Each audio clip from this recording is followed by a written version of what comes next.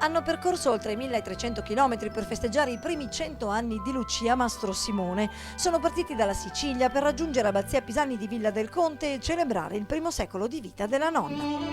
Siamo venuti qua dalla Sicilia a festeggiare insieme ai nipoti e al pronipotino questa bellissima festa, insomma, dei 100 anni.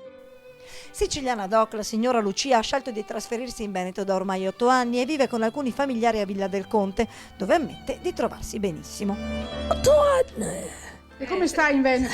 Siamo in campagna e sto bene. Oggi bisnonna, Lucia ha faticato non poco però ad avere figli. Ho lottato per avere figli perché le avevano detto che non ne poteva avere. Da 10 giorni ed è venuto bimbo. Altrimenti noi non ci saremmo qui. Tutti insieme oggi hanno festeggiato i 100 anni della signora Mastro Simone, proprio nel giorno di Santa Lucia.